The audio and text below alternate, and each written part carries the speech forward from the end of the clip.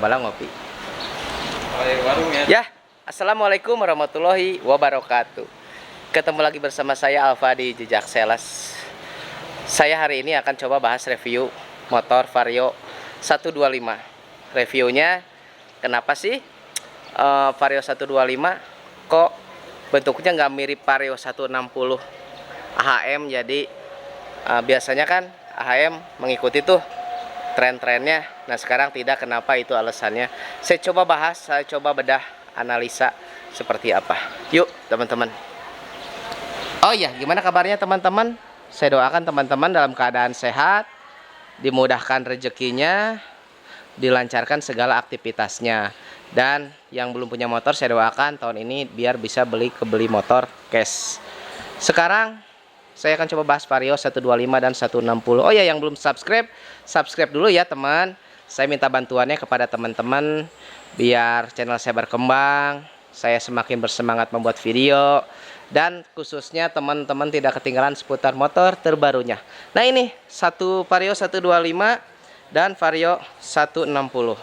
Saya coba bedah alasan kenapa sih AHM tidak menyamakan bodi antara Vario 125 terbaru dan 160,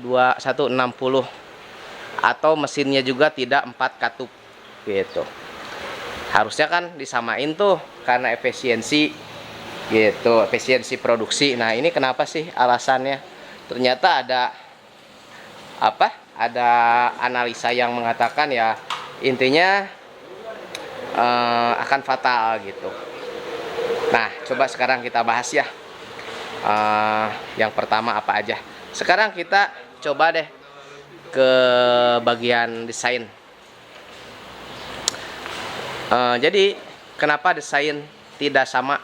Harusnya kan dulu Vario 150 sama 125 sama gitu kan. Jadi mengikuti tren 150 dan 125. Nah sekarang kenapa tidak gitu? Nah alasannya yang pertama, kita lihat dari segi body, segi dari desain lah. Nah desain kita lihat, sebentar saya nyalain dulu lampunya ya biar lebih kelihatan garangnya.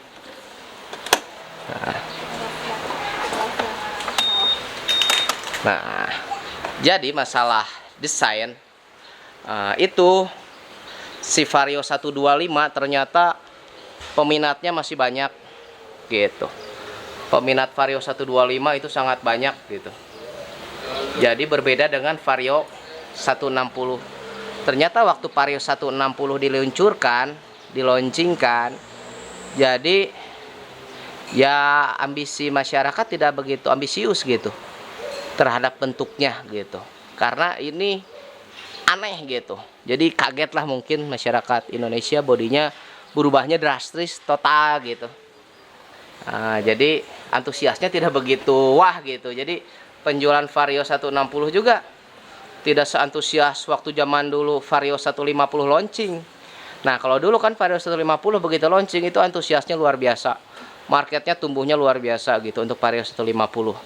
Nah untuk saat ini Vario 160 tidak begitu antusias. Ya belum kanalisa sih, apakah itu karena dari segi daya beli masyarakat yang menurun, atau memang karena antusias terhadap dari bentuknya gitu, jadi tidak begitu diminati. Nah itu yang pertama. Jadi ditakutkan si Vario 125 kalau dia ikut dengan Vario 160, ditakutkan itu akan membuat Vario 125 tidak laku atau kurang laris. Nah yang kedua, masalah mesin. Mesinnya kenapa enggak 4 katup nih? Banyak yang kecewa kenapa sih mesinnya nggak jadi 4 katup. Padahal kan secara gembar-gembornya, isu hangat kuatnya di lapangan itu kan mesinnya berubah jadi 4 katup karena mengikuti Vario 160.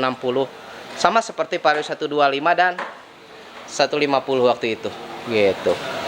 Hanya ya sekarang tidak sama gitu. Padahal kan ini untuk efisiensi produksi itu sangat efisien kan.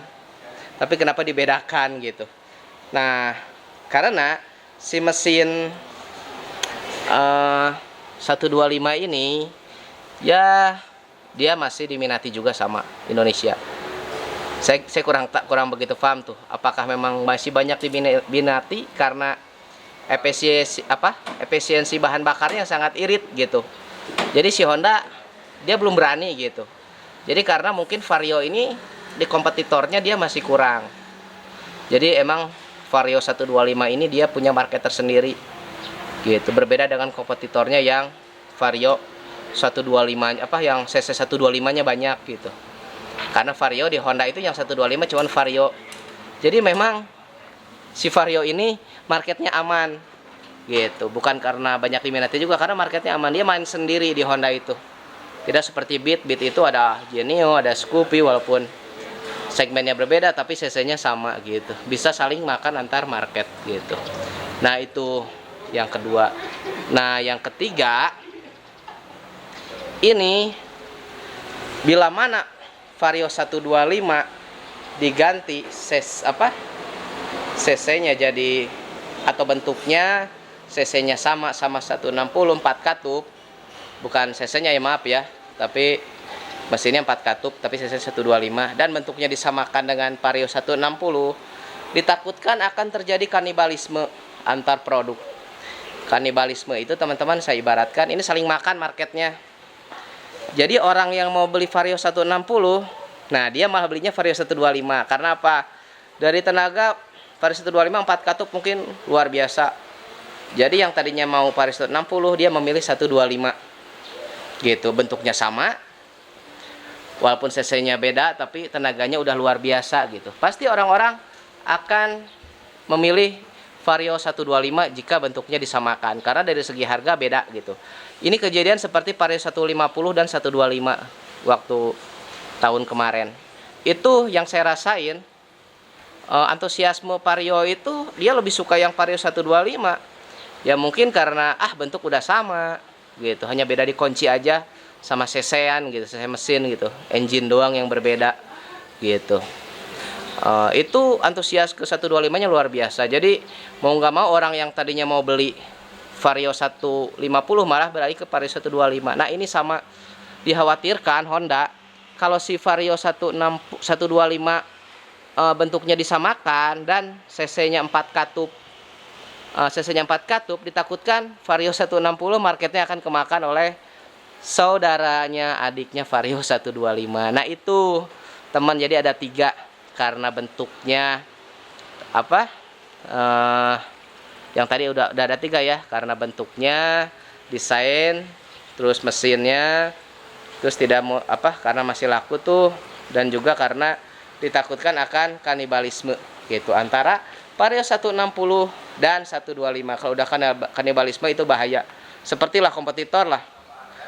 Kita tahu kan cc 125-nya ada banyak gitu. Nah, itu saling makan market satu dan market yang lainnya. Nah, begitu teman. Itu mungkin analisa penjelasan dari seorang marketing sales. Bila mana ada masukan, ada yang salah boleh ditulis di kolom komentar. Sekian dari saya. Assalamualaikum warahmatullahi wabarakatuh.